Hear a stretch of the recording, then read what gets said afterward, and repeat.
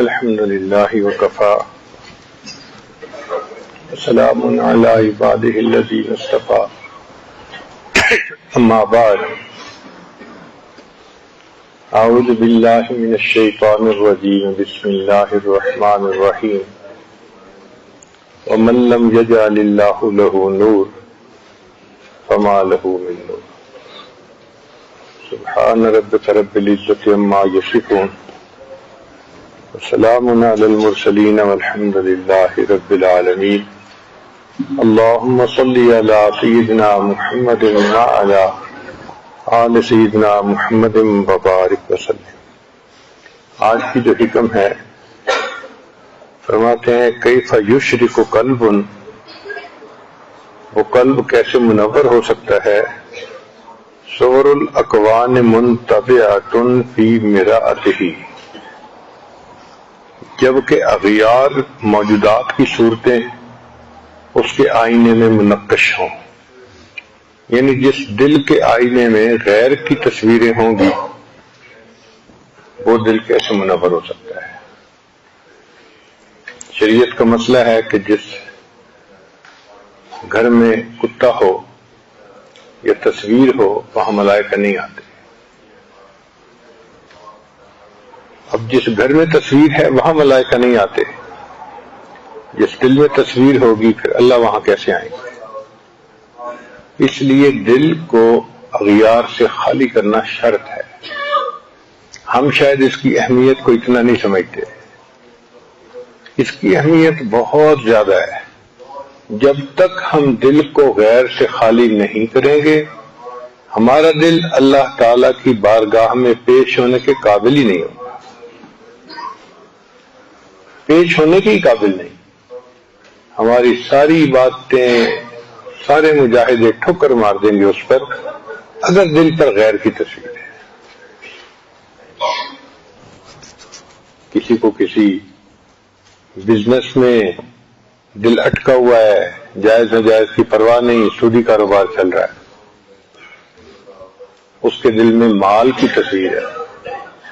کسی کو کسی کا جمال پسند آ گیا، اس کے دل میں کسی عورت کی تصویر ہے۔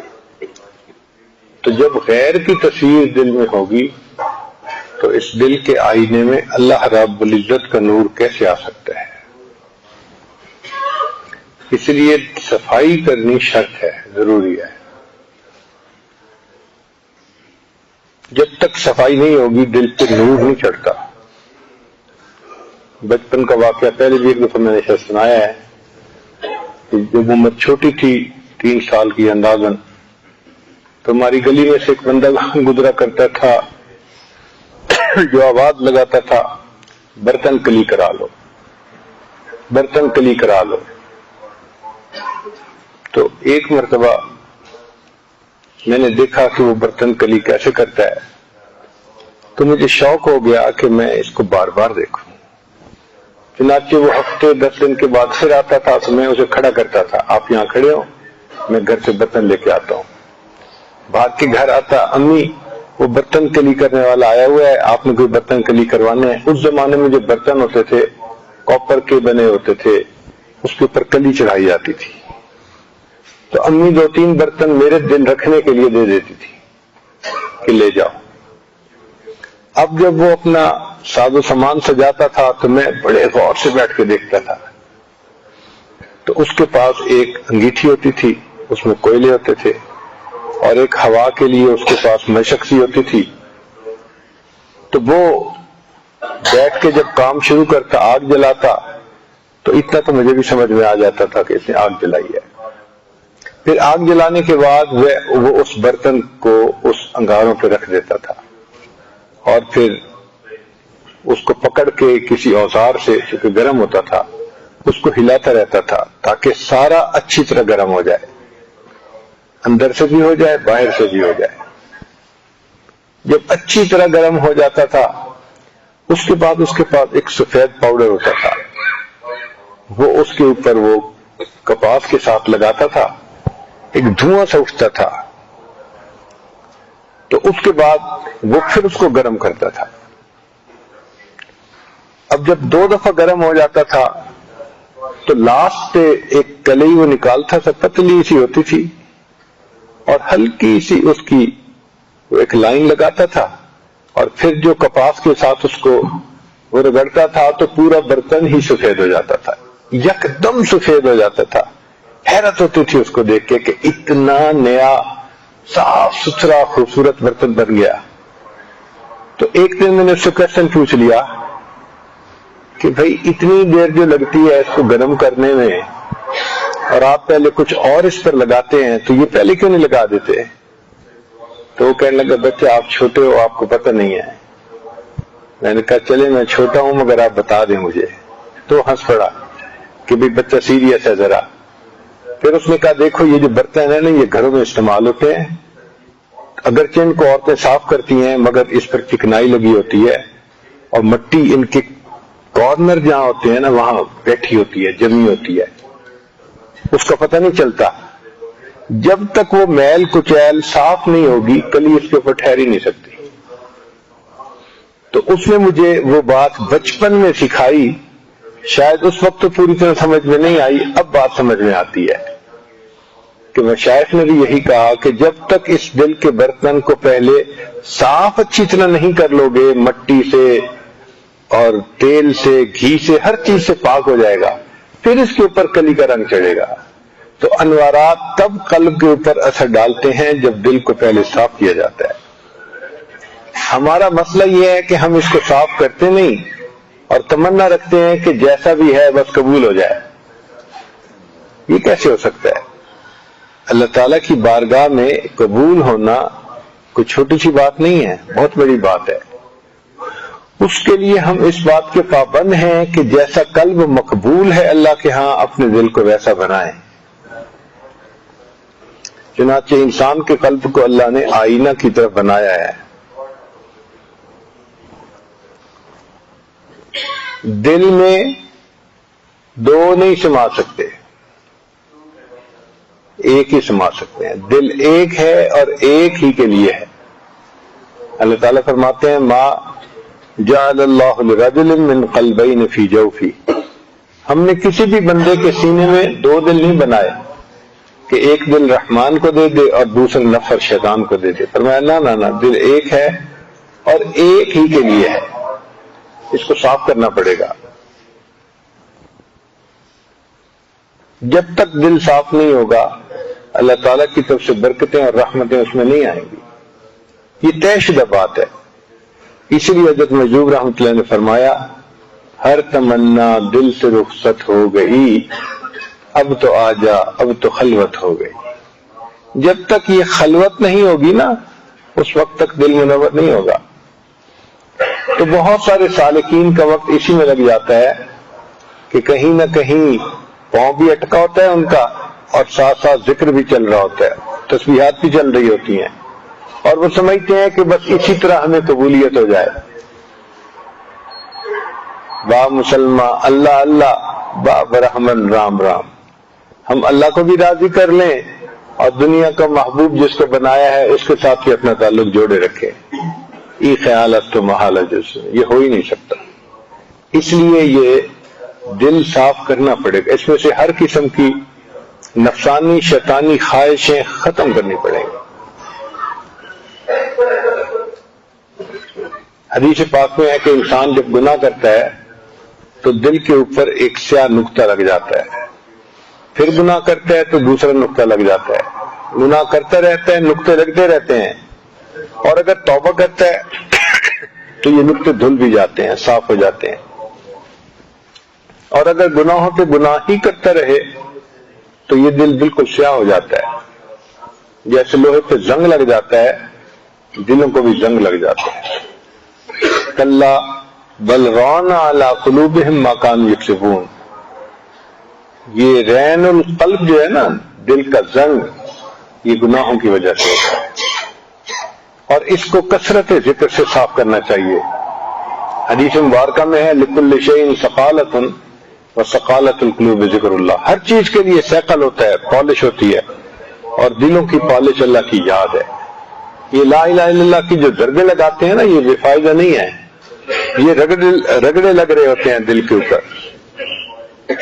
جیسے کپڑے دھونے والی عورت جو ہاتھ سے کپڑے دھوتی ہے وہ صابن لگا کے نا اس کپڑے کو اچھی طرح رگڑتی ہے تاکہ اس کے اوپر صابن کا اثر اچھی طرح ہو جائے.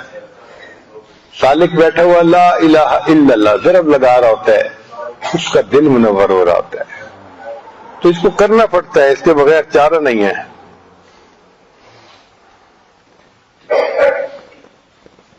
حدیث مبارکہ ہے ان القلوب تصدع کما یصدع الحدید,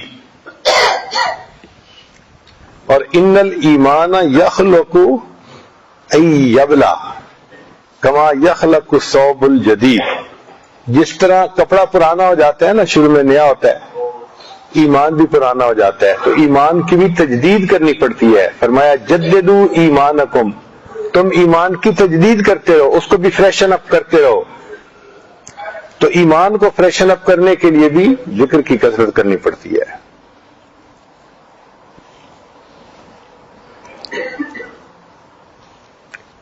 اگر آپ گھر میں آئیں اور کمرے میں جا کے دیکھیں اور وہاں بہت مٹی پڑی ہوئی ہو آپ کے ٹیبل جو شیشے کا تھا اس کے اوپر, تو آپ فوراً ایک اندازہ لگا لیتے ہیں اوہو کوئی کھڑکی کھلی رہی, آندھی آئی ہوگی اور وہاں سے مٹی ساری کمرے میں آ گئی, تو آپ کھڑکی بند کرتے ہیں. اسی طرح انسان کا دل, اس کے اللہ نے 4 دروازے بنائے ہیں, 4 کھڑکیاں بنائی ہیں. نور بھی وہیں سے آ سکتا ہے اور ظلمت بھی وہیں سے آ سکتی ہے. وہ 4 دروازے بڑے غور سے سمجھنے کے قابل ہیں. ایک ہے انسان کی نظر, نگاہ, یہ سب سے بڑا دروازہ, مین گیٹ یہی ہے قلب کا. جو آنکھ غیر محرم پہ پڑتی رہے گی اس دل کے اندر پالیوشن آتی رہے گی. پھر دوسرا ہے انسان کے کان. کان میں اگر خلاف شرع باتیں آتی رہیں گی, موسیقی سنتا رہے گا, تو وہاں سے بھی ظلمت آتی رہے گی. تیسرا ہے انسان کی زبان. زبان پہ اگر فسق و فجور کی باتیں رہیں گی تو اس کا اثر دل پر پڑے گا. اور چوتھا ہے انسان کا دماغ, سوچ. جیسے خیالات رہیں گے ان خیالات کا اثر انسان کے دل پر ہوتا ہے. مردوں میں عام طور پر پالیوشن نگاہوں کے کنٹرول کی وجہ سے نہیں, یعنی زیادہ جاتی, اور عورتوں میں زیادہ پالیوشن دماغ کے راستے سے جاتی ہیں کہ ان کو پرانے گزرے ہوئے اوقات میں جو بھی ہوتے ہیں وہ اس کی سوچیں سوچتی ہیں, فینٹیسی, اور اس سے ان کے دلوں میں ظلمت جاتی ہے اور اس کو وہ گناہ بھی نہیں سمجھتی. تو ان 4 دروازوں کو بند کرنا پڑے گا. اسی کو مولانا روم رحمۃ اللہ نے فرمایا چشم بندو گوش بندو لب بند گرنہ بینی سر حق برما وخند. اگر تو حق کا راز نہ پائے تو میرے اوپر ہنسی کرنا. ان 3 چیزوں کو بند کر لے. تو ہمیں ان دروازوں کو بند کرنا پڑے گا تاکہ دل میں پالیوشن نہ جائے اور دل میں گناہوں کا اثر نہ ہو.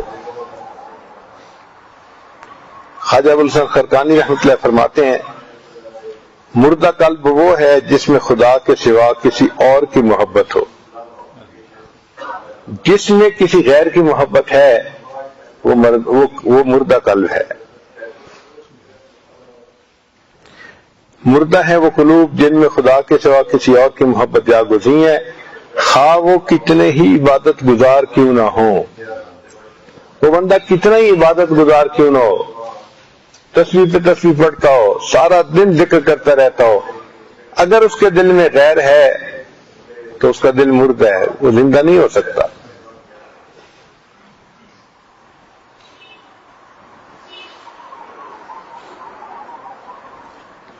امام ربانی مجدد ثانی رحمۃ اللہ فرماتے ہیں باطنی امراض کی جڑ اور اندرونی بیماریوں کا سردار دل کا غیر اللہ کے ساتھ پھنسے رہنا ہے. یہ باطنی بیماریوں کی جڑ ہے, بیس ہے کہ دل مخلوق میں پھنسا ہوتا ہے. تو دل کو مخلوق کی گرفتاری سے نکالنا یہ ہمارے اوپر لازم ہے. اور یہ عبارت لکھنے کے بعد وہ فرماتے ہیں الا للہ الدین الخالص, اللہ تعالیٰ کو خالص دین چاہیے. اسی طرح دل بھی خالص چاہیے. جس دل میں ملاوٹ ہوگی یا غیر کی محبت ہوگی وہ دل قبول نہیں ہوگا.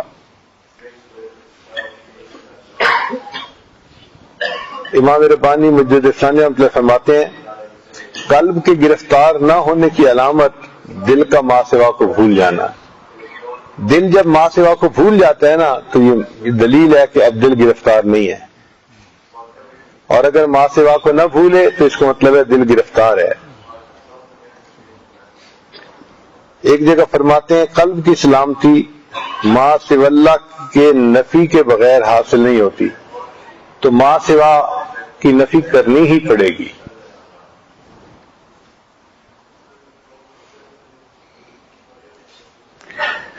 دل کی سلامتی کے لیے بدنی اعمال صالحہ کرنے بھی ضروری ہیں. یہ بھی ایک شبہ زائل کر دیا، کیونکہ بعض بدعتی قسم کے جو پیر ہوتے ہیں نا وہ کہتے ہیں ایک شریعت ہوتی ہے اور ایک طریقت ہوتی ہے. یہ طریقت الگ راستہ ہے. تو کہتے ہیں کہ تھوڑی 5 ویلے سادی ہر ویلے، تم 5 مرتبہ دن میں پڑھتے ہو، ہم ہر وقت نماز پڑھتے ہیں دل کی. تو یہ جاہل ہے، خود بھی جاہل ہوتے ہیں، اوروں کو بھی جاہل بناتے ہیں. شریعت عظیم ہے، طریقت اس کی خادمہ ہے. شریعت مقصود ہے اور شریعت پر عمل کرنے کے لیے طریقت خادمہ ہے. تو اس لیے بدنی اعمال کرنے پڑیں گے. کوئی یہ نہیں کہہ سکتا کہ جی اگرچہ میں نماز نہیں پڑھتا میں دل کو صاف کر رہا ہوں. دل صاف ہو ہی نہیں سکتا شریعت پر عمل کیے بغیر. تو دل کی سلامتی کے لیے بدنی اعمال صالحہ کرنا بھی ضروری ہیں.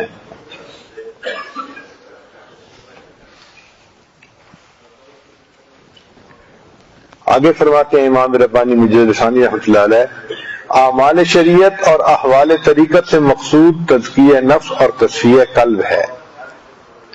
یعنی شریعت اور طریقت سے مقصود کیا ہے کہ انسان کو تزکیہ نفس حاصل ہو جائے، تصفیہ قلب حاصل ہو جائے.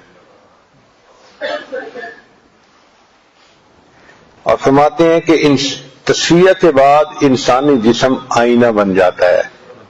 جب تصفیہ ہو جاتا ہے، صفائی ہو جاتی ہے، تو پھر انسان کا جسم آئینہ بن جاتا ہے. پھر اس آئینے میں اس کو تمام تصاویر حقیقی نظر آتی ہیں.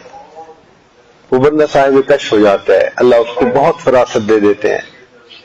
ہم نے دیکھا حضرت باب جی عبداللہ رحمت اللہ علیہ، اللہ اکبر، کوئی بندہ قریب آتا تھا کھری کھری بات کرتے تھے، جو گناہ کرتا تھا نا اسی کی نشاندہی کر دیتے تھے. ان کے سامنے جا کے بیٹھنے سے کانپتے تھے لوگ، ڈرتے تھے، ڈر لگتا تھا. ایک سکینر کے سامنے جانے والی بات تھی، ایسے وہ دلوں کو بھانپ لیتے تھے.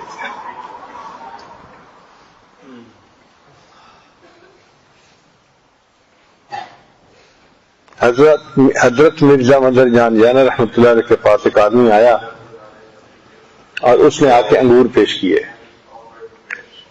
حضرت یہ انگور کھا لیجئے. حضرت نے تحفہ قبول کر لیا. جب انگور توڑا اور کھانے کے لیے منہ تک لے جانے لگے تو واپس رکھ دیا. فرمایا لے جاؤ، میں نہیں کھاتا. اس نے کہا کیوں؟ فرمایا مجھے ان انگوروں سے مردوں کی بو آ رہی ہے. انگوروں سے مردوں کی بو آ رہی ہے. وہ بندہ بڑا حیران ہوا.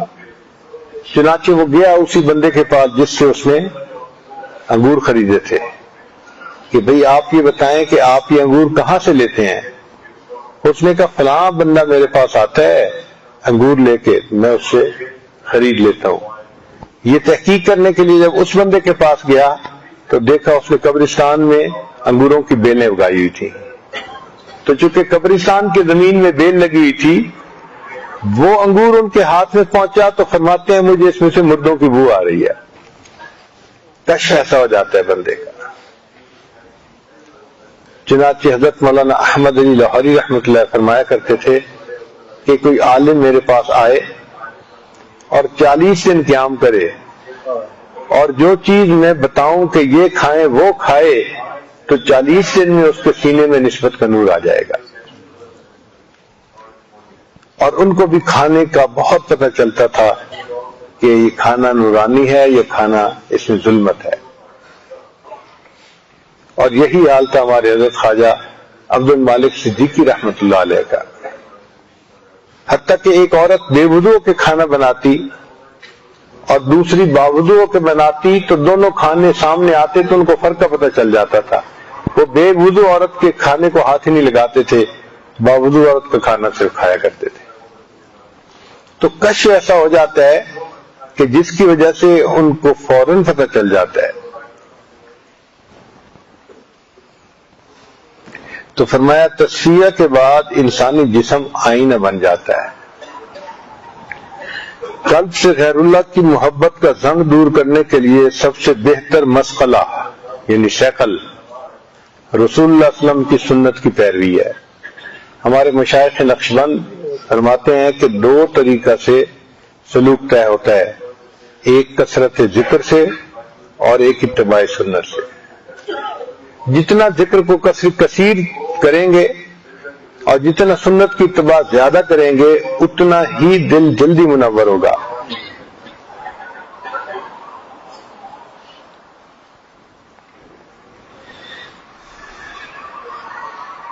پھر آگے حدیث پاک لائے ہیں لِكُلِّ شَيْءٍ مَسْقَلَةٌ وَمَسْقَلَةُ الْقُلُوبِ ذِكْرُ اللَّهِ. آگے فرماتے ہیں امراض قلبیہ کا ازالہ مشائخ کی توجہ سے وابستہ ہے.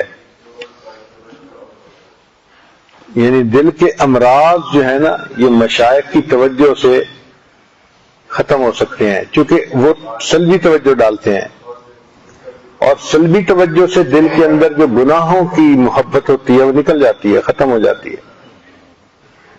اور اس کی دلیل حدیث پاک سے بھی ملتی ہے.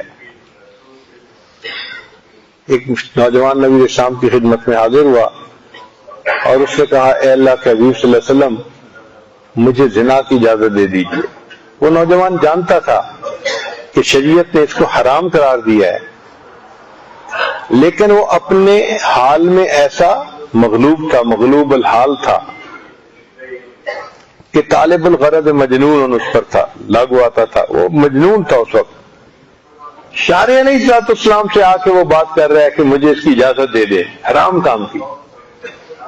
اللہ کے محبوب ہم نے پہلے تو اس کو سمجھایا کیا تم چاہتے ہو کہ تمہاری والدہ سے کوئی زنا کرے؟ نہیں. بیوی سے کرے؟ نہیں. بہن سے کرے؟ نہیں. بیٹی سے کرے؟ نہیں. جب اس کو سمجھا دیا فرمایا کہ جیسے تم پسند نہیں کرتے لوگ بھی پسند نہیں کرتے. تم جس عورت سے زنا کرو گے یا کسی کی ماں ہوگی یا کسی کی بیٹی ہوگی یا کسی کی بیوی ہوگی یا کسی کی بہن ہوگی، تو دوسرے لوگ بھی پسند نہیں کرتے. تو لاجیکل بات سمجھا دی. تو صحابی کہتے ہیں کہ یہ سمجھانے کے بعد اللہ کے حبیب صلی اللہ علیہ وسلم نے اپنا ہاتھ میرے سینے پر رکھا اور مجھے دعا دی اللہم اغفر ذنبہ وحسن فرجہ. اے اللہ اس کے گناہوں کو معاف کر دے اور اس کی شرمگاہ کو پاک کر دے، یعنی اس کو پاکیزہ کر دے ان گناہ سے. وہ کہتے ہیں کہ اس کے بعد میرے دل میں ایسی نفرت آ گئی تھی گناہ کی کہ میں اتنی نفرت کسی اور گناہ سے نہیں کرتا تھا جتنا زنا سے نفرت کرتا تھا. اس پر علماء نے لکھا ہے کہ بھئی ابھی تو اجازت مانگنے آیا کھڑا تھا، اتنی رغبت تھی، اور ابھی کہتا ہے کہ مجھے اتنی نفرت تھی ہی نہیں، یہ کیسے ہو گیا؟ وہ کہتے ہیں کہ نبی علیہ السلام نے جو سینے پہ ہاتھ رکھ کے دعا دی تھی وہ سلبی توجہ پڑ گئی تھی جس نے سینے کی سب ظلمتوں کو صاف کر کے رکھ دیا تھا. یہ سلبی توجہ دینا ہر کسی کا کام نہیں ہوتا. یہ جو کاملین ہوتے ہیں وہ کبھی کبھی دیتے ہیں، ورنہ عام بندہ اگر دینے بیٹھتے ہیں یا مبتدی خلفاء دینے بیٹھتے ہیں تو ان کے اپنے اوپر اس کا اثر ہو جاتا ہے. ہمارے حضرت سید حسین شاہ رحمۃ اللہ کے پاس ایک نوجوان آیا، کہنے لگا کہ میں اپنے گاؤں کا نمبردار ہوں، بہت نیک خوبصورت اچھا صحت مند تھا، اور میرے سامنے اس نے یہ بات کی. کہنے لگا کہ میں کسی لڑکی کے ساتھ انوالو ہوں اور مجھے اس سے بدکاری کرنے میں کوئی دقت نہیں ہے، آسانی سے کر لیتا ہوں، لیکن بیعت ہونے کے بعد میں اس تعلق کو چھوڑنا چاہتا ہوں، چھوڑ نہیں پا رہا. پورا 1 سال کوشش کرنے کے بعد اب آپ کی خدمت میں آیا ہوں اور آپ کو میں نے صاف بتا دیا ہے حضرت شاہ صاحب نے بات سن لی، پھر اس کے بعد کھانا کھلایا، پھر نماز پڑھی، نماز کے بعد حضرت نے اس کو بلا لیا کہ بھئی آئیں میرے ساتھ مراقبہ کریں۔ اس نے جا کے مراقبہ کیا، اللہ کی شان کے مراقبہ کر کے اٹھا نا، اس کا دل بالکل ہی بدل گیا تھا۔ میرے پاس آیا، کہنے لگا پتہ نہیں حضرت نے کیا کر دیا ہے، میرے دل میں اس لڑکی کی الٹا نفرت آ گئی ہے، اور میرا دل کہتا ہے کہ میں نے کبھی یہ گناہ نہیں کرنا۔ مجھے بھی بڑی حیرت ہوئی کہ ابھی تھوڑی دیر پہلے یہ میرے ساتھ بھی یہ بات کر رہا تھا کہ اس گناہ کو چھوڑنا مشکل ہے، اور ابھی کہتا ہے کہ میں نے کبھی یہ گناہ کرنا ہی نہیں ہے۔ خیر وہ تو رخصت ہوا اور ہمیں حضرت کے پاس چلنے رہنا تھا، تو حضرت نے ایک موقع پہ فرمایا کہ کوئی بات پوچھو۔ مجھے موقع مل گیا، میں نے یہی بات پوچھی کہ حضرت وہ جو فلاں صاحب آئے ہوئے تھے فلاں علاقے کے، مجھے تو وہ یہ کہہ رہے تھے کہ میں چھوڑ نہیں سکتا، آپ نے مراقبہ کروایا تو بعد میں یہ کیفیت۔ تو حضرت مسکرائے، فرمانے لگے میں نے سلبی توجہ دی تھی۔ تو سلبی توجہ نے اس کے دل سے یہ گناہ کی محبت ہی نکال کے رکھ دی تھی۔ اس لیے مشائخ کو اپنے حالات کھرے کھرے بتا دینے چاہیے۔ آج کل اپنا جو دماغ ہوتا ہے نا وہ شیخ المشائخ بنا ہوتا ہے، چنانچہ حالات بتاتے ہوئے بھی سوچتے ہیں یہ بتانا ہے یہ نہیں بتانا، خواب بتاتے ہوئے آدھا حصہ بتاتے ہیں آدھا حصہ نہیں بتاتے، تو پھر اس سے اصلاح کیسے ہوگی؟ ہمارے حضرت فرمایا کرتے تھے کہ جس طرح ایک لڑکی اپنا سب کچھ اپنی ماں کے سامنے کھول دیتی ہے، اسی طرح علاج کی نیت سے اپنے شیخ کے سامنے اپنے دل کو کھول دو، بتا دو کہ یہ میرے اندر اچھی بات ہے اور یہ میرے اندر بری بات ہے، تاکہ اس کے دو فائدے ہوں گے۔ اگر تو انہوں نے توجہ کر دی تو گناہوں کا کھوٹ نکل جائے گا، اور دوسرا یہ کہ وہ دعا تو کریں گے ہی صحیح، تو دعا بھی مل جاتی ہے۔ ویسے عام لوگوں کو اپنے گناہ نہیں بتانے چاہیے، یہ مسئلہ سمجھ لیں، چھپانے چاہیے۔ جو اظہار کرے گناہوں کا لوگوں میں بیٹھ کے، پھر اس بندے کے گناہ معاف نہیں ہوتے، تو گناہ چھپانے چاہیے، نہیں بتانا چاہیے۔ لیکن اب دیکھیں، انسان کی ران یہ سطر ہے، نہیں کھول سکتا کسی کے سامنے، لیکن اگر ران کے اوپر پھوڑا نکل آیا ہے تو ڈاکٹر کے سامنے کھولنی پڑے گی۔ کیوں کھولیں گے؟ علاج کی نیت سے۔ تو ہر کسی کے سامنے نہیں کھولتے، مگر ڈاکٹر کے سامنے علاج کی نیت سے شریعت نے اجازت دی ہے۔ عورت کو حکم ہے کہ اس کا پورا جسم ہی سطر ہے، لیکن جب بچے کی ڈلیوری ہوتی ہے تو وہ ڈاکٹرنی کے سامنے اپنے پورا جسم کھول دیتی ہے۔ تو شریعت نے عذر کو قبول کیا ہے۔ تو جب شیخ کو بتاتے ہیں نا تو مقصود علاج ہوتا ہے، وہ ہمیں طریقہ بتائیں گے کہ ہم کیسے بچیں، اور دعا کر دیں گے، اور اس سے ہماری اصلاح آسان ہو جائے گی۔ ورنہ انسان پھر اسی کیفیت میں رہتا ہے اور عمر گزرتی رہتی ہے، دل نہیں سنورتا اس کا۔ دل کو سنوارنے کے لیے پھر اللہ کے ساتھ ٹرانسپیرنٹ ہونا پڑتا ہے، صاف بتا دیجیے کہ یہ ہے۔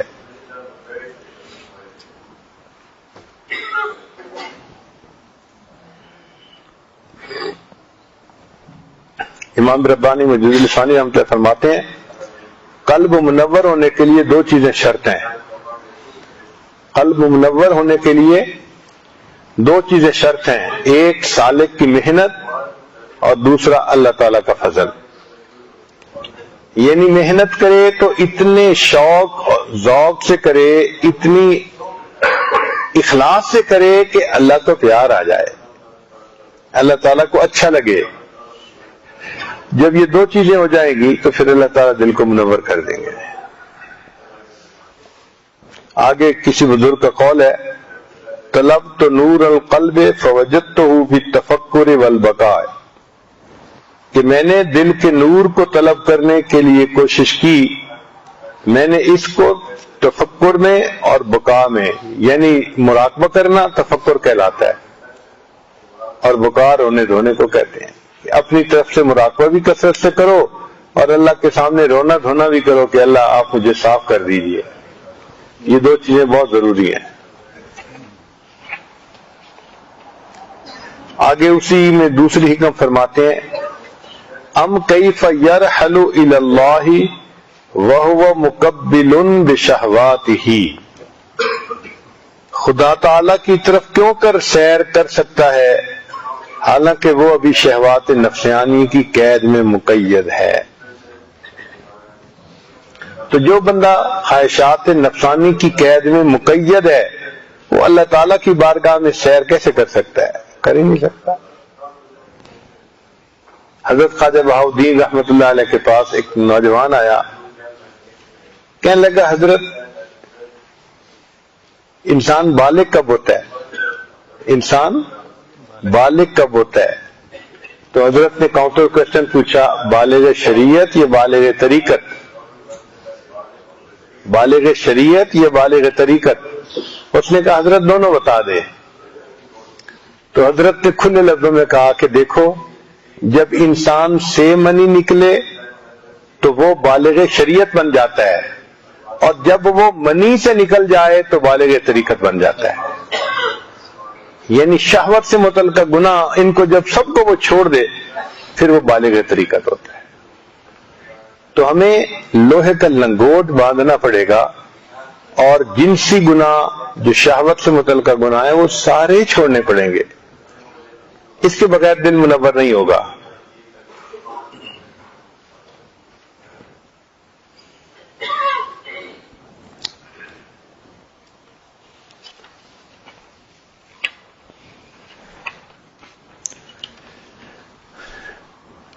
فرماتے ہیں کہ یہ جو اللہ کی طرف سیر ہے، اس سیر میں سالک 5 مراتب کی تجلیات سے مشرف ہوتا ہے. چنانچہ 5 تجلیات کون سی ہیں؟ پہلی ہے مراقبہ احدیت کی، وہ اعتبارات میں سیر ہے. اور پھر دوسری تجلیات افعال، تیسری تجلیات صفات ثبوتیہ، چوتھا شیونات ذاتیہ، اور 5ویں صفات سلبیہ. تو 5 تجلیات کے اندر سیر ہوتی ہے بندے کی جب انسان اپنے دل کو صاف کر لیتا ہے. ایک بات اور آگے فرماتے ہیں قلب کی حضوری کے لیے غفلتوں کی ناپاکی سے پاک ہونا ضروری ہے. ہمارے نزدیک تو غفلت معمولی چیز ہے، اللہ والوں کے نزدیک غفلت بہت بڑا جرم ہے. ذرا عبارت سن لیجئے، اس کو پڑھ کے تو بندہ حیران ہی ہوتا ہے. ام کیف یطمع ان یدخل حضرت اللہ، کہ خداوند تعالی کی بارگاہ عالی میں داخل ہونے کی طمع کیوں کر سکتا ہے؟ وہو لم یتطہر من جنابت غفلاتہ، جبکہ وہ ابھی غفلت کی جنابت سے پاک ہی نہیں ہوا. جب تک وہ غفلت کی جنابت سے پاک نہیں ہوا وہ اللہ کی بارگاہ میں کیسے پہنچ سکتا ہے؟ اس کو یوں سمجھیں کہ جو جنبی شخص ہوتا ہے نا، جتنا نیک ہو جتنا ولی ہو مسجد میں داخل نہیں ہو سکتا، اس لیے کہ جنبی ہے، پاک ہونا پڑے گا، غسل کرنا پڑے گا. تو غسل کرے گا تب مسجد میں داخل ہوگا، ورنہ مسجد میں داخل نہیں ہو سکتا. تو جس طرح جنبی شخص مسجد میں داخل نہیں ہو سکتا، یہ غفلت بھی جنابت کی مانند ہے. جس بندے کا دل اللہ سے غافل ہوتا ہے یہ باطن کا جنبی ہے، اس کو اللہ کی بارگاہ میں داخلے کی اجازت نہیں ہے، یہ اللہ کے حضور داخل نہیں ہو سکتا.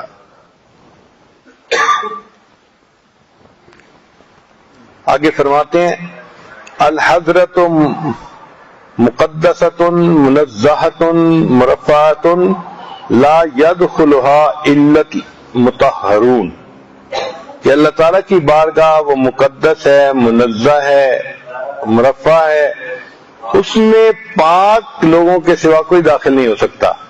فحرام علی القلب الجنب، اور جنبی قلب کے اوپر حرام ہے ان یدخل مسجد الحضرت ہی، اللہ تعالیٰ کی جو بارگاہ کی مسجد ہے اس میں داخل نہیں ہو سکتا. وجنابت القلب غفلتہ عن ربہ، اور دل کی جنابت اللہ تعالیٰ کی بارگاہ میں غفلت ہے. قال تعالیٰ، رب کریم نے فرمایا، یا ایھا الذین آمنوا لا تقربوا الصلاۃ وانتم سکارى حتى تعلموا ما تقولون ولا جنبا الا عابری سبیل حتى تغتسلوا. تو جیسے اللہ نے جنبی بندے کو نماز پڑھنے سے روک دیا، اسی طرح جس کا قلب جنبی ہوگا اللہ تعالیٰ اس کو اپنی بارگاہ میں آنے سے روک دیں گے.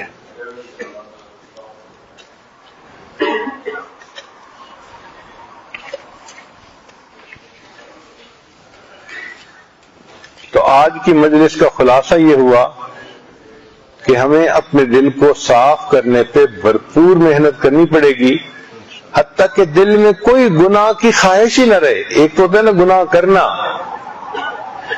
گناہ کی خواہش ہی دل سے ختم ہو جائے.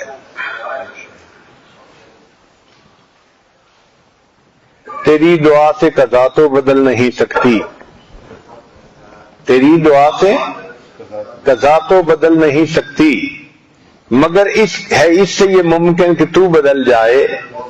تیری دعا ہے کہ ہو تیری آرزو پوری، میری دعا ہے تیری آرزو بدل جائے.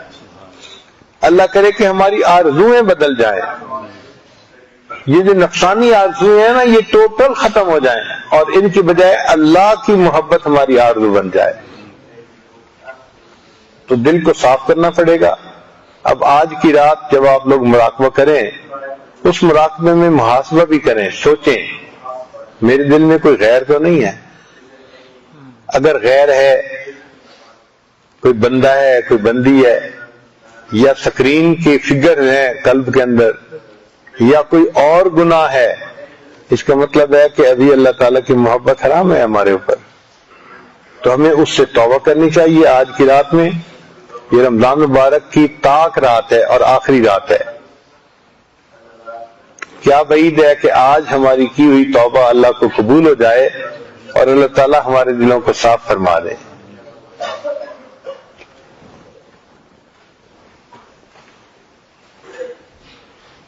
ہم لوگ کب تک نفس کے غلام بنے پھریں گے؟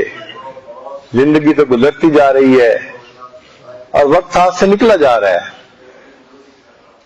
یہ وقت اس طرح ہمیشہ نہیں رہتا کہ انسان اپنی منمانی کرتا رہے اور اپنی خواہشات کو پورا کرتا رہے.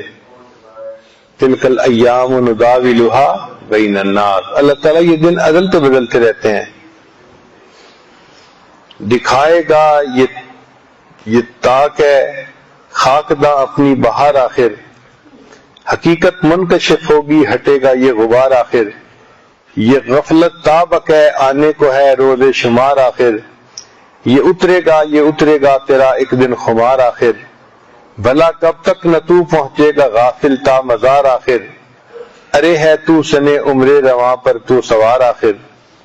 تنے خاکی پہ طاق ہے یہ لباس زر نگار آخر. یہ ہوگا ایک دن زیر کفن مشت غبار آخر. خزاں ہو جائے گی یہ ایک دن تیری بہار آخر. تیرے انجام کا ایک روز ہو جائے گا کار آخر. کبھی اغیار سے خالی کرے گا بھی کنار آخر. تیرے پہلو میں ہوگا بھی کبھی تیرا نگار آخر. پہنچنے والے پہنچے تاب منزل تو رہا پیچھے. ارے اٹھ بھی یہ غفلت تابق ہے غفلت شعار آخر. بس اب مرنے کو ہے جاگے گا تو کیا حشر کے دن کو. تجھے کس وقت کا اب رہ گیا ہے انتظار آخر. ہمیں اب کس وقت کا انتظار ہے؟ آخر ہم نے دنیا سے چلے جانا ہے، تو اپنی موت سے پہلے اپنے دل پہ محنت کر لیں حتیٰ کہ دل میں کوئی غیر نہ رہے، ماں سوا کی محبت نکل جائے. انسان دل میں جھانکے تو گواہی آئے کہ میرے دل میں فقط ایک اللہ کی محبت ہے، کوئی نفسانی شیطانی شہوانی محبت دل میں نہیں ہے. کچھ دیر مراقبہ فرما لیجیے. بسم اللہ الرحمن الرحیم. سبحان ربک الاعلی الوہاب. اللهم صل على سيدنا محمد وعلى آل سيدنا محمد وبارك وسلم. لا أحصي ثناء عليك أنت كما أثنيت على نفسك. رب ارحمنا وأنت خير الراحمين. لا إله إلا الله الحليم الكريم سبحان رب العرش العظيم والحمد لله رب العالمين. نسألك موجبات رحمتك وعزائم مغفرتك والغنيمة من كل بر والسلامة من كل اسم. لا تدع لنا ذنبا إلا غفرته ولا هما إلا فرجته ولا حاجة هي لك إلا قضيتها يا أرحم الراحمين يا أرحم الراحمين یا رحم الراحمین. یا اللہ یہ ہاتھ اٹھائے جانے کے قابل نہیں اور یہ زبان کو سوال کرنے کے قابل نہیں. آپ سے نہ مانگے تو کس سے مانگے؟ آپ سے سوال کرے تو کس سے سوال کرے؟ یا اللہ رب ہیں، ہم آپ کے حلوے ہیں، آپ ہمارے خالق ہیں، ہم آپ کے مخلوق ہیں، آپ ہمارے حاکم ہیں، ہم آپ کے محکوم ہیں. رات گہری ہو چکی، دنیا کے بادشاہوں نے اپنے دروازوں کو بند کر دیا، آپ کی رحمت کے دروازے کھلے ہوئے. اندھیری رات کے فقیر آپ کے گھر پہ سوال کر رہے ہیں، ہاتھوں کو پیالہ بنا کر بھیک مانگ رہے ہیں. اللہ جی ہماری سب سے پہلی اور سب سے بنیادی ضرورت یہ ہے آپ ہم سے راضی ہو جائیں، آپ ہم سے راضی ہو جائیں، آپ ہم سے راضی ہو جائیں. معاف کر دیجیے، معاف کر دیجیے، معاف کر دیجیے. پیارے اللہ سفید سفید کپڑے پہن کر مخلوق کو دھوکہ دے سکتے ہیں، آپ کو تو کبھی دھوکہ نہیں دے سکتے، آپ کو تو کبھی دھوکہ نہیں دے سکتے. اللہ دھوکہ دینے سے بچائیے، دھوکہ کھانے سے بچائیے. پیارے رب دھوکہ دینے سے بچائیے اور دھوکہ کھانے سے بچائیے. اللہ جی ایک رویہ عطا فرمائیے کہ اللہ دونگی والی زندگی گزار کر پھر رہے ہیں، ظاہر میں کچھ اور ہوتے ہیں، باطن میں کچھ اور چھپے ہوئے ہیں. پیارے اللہ ظاہر و باطن کو یکساں کر دیجیے، درنگی اور دوئی کو ختم کر دیجیے، یک رویہ عطا فرما دیجیے، اپنا دیوانہ بنا دیجیے، اپنا مستانہ بنا دیجیے. پیارے اللہ رحمت کا معاملہ فرما دیجیے، عافیت کا معاملہ فرما دیجیے. پیارے اللہ راضی ہو جائیے. رمضان مبارک کی 8 راتوں میں سے آخری رات ہے، پتہ نہیں ان میں سے اگلے سال تک کون زندہ رہتا ہے. آئندہ پھر کبھی یہ رات ملتی بھی ہے کہ نہیں. اللہ ہم آپ سے ٹھیک معاف کر دیجیے، معاف کر دیجیے. آپ کے گھر کا جو ادب ہونا چاہیے تو وہ نہ ہو سکا، جس شان اور جس انداز کا رہنا چاہیے تھا ویسا وقت نہ گزارا. اللہ معاف کر دیجیے. ہماری اطاعت بھی معصیت بنی ہوئی ہے کہ اللہ ہماری تو نیکیاں بھی گناہ بنے ہوئے ہیں. اللہ معاف کر دیجیے، رب کریم معاف کر دیجیے. آپ راضی ہو جائیے. آپ راضی نہیں ہونا چاہتے پھر بھی راضی ہو جائیے. آپ کو منانا اس وقت تک ضروری ہے جب تک کہ آپ بن نہ جائیں. آپ کو راضی کرنا اس وقت تک ضروری ہے جب تک کہ آپ راضی نہ ہو جائیں. پیروں کے ناخن سے لے کر سر کے بال کی اللہ اپنا مطیع فرمانبردار بنا دیجیے، نیکوکار بنا دیجیے. اللہ جی اس وقت آنے سے پہلے کہ لوگ ہمارے سرحانے کھڑے ہو کر سورہ یاسین شریف پڑھنے اور کلمے کی تلقین کریں، اختیار سے ذکر اذکار کرنے تلاوت کرنے کی توفیق عطا فرما دیجیے. اس وقت آنے سے پہلے کہ لوگ غسل دیں اس میں توبہ کی توفیق عطا فرما دیجیے. اس وقت آنے سے پہلے کہ لوگ کفن پہنائیں لباس تقویٰ پہننے کی توفیق عطا فرمائیے. اللہ راضی ہو جائیے، مہربانی کا معاملہ فرما دیجیے. اللہ پورے عالم میں اللہ امت مسلمہ پریشان ہے، اللہ کی رحمت کا معاملہ فرما دیجیے، عافیت کا معاملہ فرما دیجیے، ستاری کا معاملہ فرما دیجیے، غفاری کا معاملہ فرما دیجیے، عافیت کا معاملہ فرما دیجیے. اللہ جی اپنی محبت دے دیجیے، اپنی معرفت دے دیجیے، اپنا قرب دے دیجیے، اپنی ولایت دے دیجیے، اپنا عشق دے دیجیے، مقام احسان دے دیجیے، مقام احسان کا کامل احساس دے دیجیے. پیارے اللہ دوست احباب پاس میں بیٹھے ہوئے ہوتے ہیں، احساس ہوتا ہے، سر پہ پنکھا چلتا ہے اس کا احساس ہوتا ہے. آپ نے تو فرمایا نحن اقرب الیہ من حبل الورید، ہم تو تمہاری رگے جان سے زیادہ قریب ہیں. لیکن اللہ آج تک احساس نہ ہوا. ابا پاس میں بیٹھے ہوں اور بچوں کو کوئی احساس دلا دے کہ تمہارے ابا بیٹھے ہوئے ہیں تو بندہ شرارت نہیں کرتا. اور ربا اتنے قریب ہیں اور آپ ہمارے اتنے قریب ہیں اور آج تک ہمیں اس کا احساس نہیں. جبھی تو گناہ ہو رہے ہیں، احساس نہیں جبھی تو غفلت بھری زندگی گزر رہی ہے. اللہ بھی کامل احساس دے دیجیے، کامل احساس دے دیجیے، اپنا قرب کا کامل احساس دے دیجیے، رحمت فرما دیجیے، عافیت کا معاملہ فرما دیجیے. یا اللہ اس محفل میں نہ جانے آپ کے کتنے نیک بندے بیٹھے ہوئے ہیں، یا اللہ کیسے کیسے بلی بیٹھے ہوئے ہیں. یا اللہ کسی نہ کسی کو اٹھے ہوئے ہاتھ کو آپ کو اچھے لگ رہے ہوں گے، اللہ اسی کے بیٹھے سب کی مغفرت فرما دیجیے. اللہ بڑی بڑی نسبتوں کے حامل بیٹھے ہیں. یا اللہ ہمارے شیخ بیٹھے ہوئے ہیں، رب کریم مہربانی کر دیجیے، مہربانی کر دیجیے، آپ کے فرما دیجیے. میرے پیارے اللہ ہم نے اپنے وطنوں میں دیکھا ریلوے اسٹیشن کے اوپر، بس اڈوں کے اوپر بہت سی عورتیں، بہت سے بوڑھے باپ اپنی معصوم بچوں کو گود میں لے کر ان کا واسطہ دے کر بھیک مانگتے ہیں، میرے بچے کی بھوک کا سوال ہے، ہمیں کچھ دے دو۔ پیارے اللہ بچوں کا واسطہ بناتے ہیں تمہارے شیخ کے نظام ہے، پیارے اللہ ہمارا واسطہ بنا کے ہماری کمائی کو آپ کے سامنے پیش کرتے ہوں گے اور ہمارے جو ہم امراض کو آپ کے سامنے پیش کرتے ہوں گے۔ اللہ کی دعاؤں ان دعاؤں کو قبول کر لیجیے، اللہ کی دعاؤں کو قبول کر لیجیے، اللہ کی دعاؤں کو قبول کر لیجیے۔ ہم نے اپنے بڑوں سے سنا، سچوں سے سنا، کتابوں میں پڑھا کہ جب مریض اپنے شیخ کے سامنے اپنا کچا چٹھا رکھتا ہے اور اپنے حالات کو کھول کے رکھتا ہے، شیخ تنہائی میں روتا ہے اور کہتا ہے کہ ارے اللہ اس نے تو گناہ کیے تھے، آپ نے تو چھپا رکھا ہے، آپ اس نے میرے سامنے اس لیے ان کو کھولا تاکہ میں آپ سے دعا کروں، اللہ میری دعاؤں کو قبول کر لیجیے۔ پیارے اللہ ہمارے شیخ کی دعا کو قبول کر لیجیے، ہمارے حق میں اللہ کی مہربانی فرما دیجیے، اللہ مہربانی فرما دیجیے۔ رب کریم یہ ہاتھ اس قابل نہیں کہ اٹھائے جا سکے اور زبان اس قابل نہیں کہ سوال کر سکے، لیکن آپ سے نہ مانگے تو کس سے مانگے، آپ سے سوال نہ کرے تو کس سے سوال کرے۔ اللہ رحمت فرما دیجیے، رحمت فرما دیجیے۔ ایک ماں کے 5 بچے ہوں اور ایک بچے کمزور ہو، آنکھوں سے نابینا ہو، جسم سے لابر ہو، کمزور ہو، ماں اس بچے کا سب سے زیادہ خیال کرتی ہے۔ اللہ ہم آپ کے بندوں میں بہت کمزور ہیں، اللہ بے بصیرت ہیں، یا اللہ بصیرت کے اعتبار سے نابینا ہیں اور جسم کے قوا کے اعتبار سے کمزور ہیں۔ پیارے اللہ جیسے بھی ہیں آپ کے سامنے بیٹھے ہوئے ہیں، اللہ جی مہربانی فرما دیجیے، رحمت کا معاملہ فرما دیجیے، عافیت کا معاملہ فرما دیجیے، قبول فرما دیجیے، قبول فرما دیجیے۔ اللہ بڑے بڑے کام لینے کے فیصلے فرما دیجیے۔ رب کریم حق دکھائیے، حق سمجھائیے، حق کو جمائیے، حق کو قائم رکھیے، حق کی تائید کرنے والوں میں شامل فرمائیے، اہل حق کے ساتھ حشر فرمائیے۔ اللہ باطل دکھائیے، باطل سمجھائیے، باطل سے حافظ کے ساتھ بچائیے، باطل کی تردید کرنے کا احسن طریقہ عطا فرمائیے۔ کہ اللہ اہل باطل کی نفرت دل میں دکھائیے، اللہ عافیت کا معاملہ فرما دیجیے۔ رب کریم مدارس دینیہ، مکاتب قرآنیہ، مساجد اسلامیہ اور وہ خانقاہیں جو اللہ سکھایا جاتا ہے اور مراکز دعوت تبلیغ کی اللہ پوری طرح حفاظت فرما اور اقامت دین کے لیے جتنی کوششیں ہو رہی ہیں اللہ سے قبول فرما۔ پیارے اللہ جو مانگ عطا فرما، جو مانگ سے ہے عطا فرما۔ وصلی اللہ تعالی علی خلقہ محمد و آلہ و اصحابہ اجمعین برحمتک یا ارحم الراحمین۔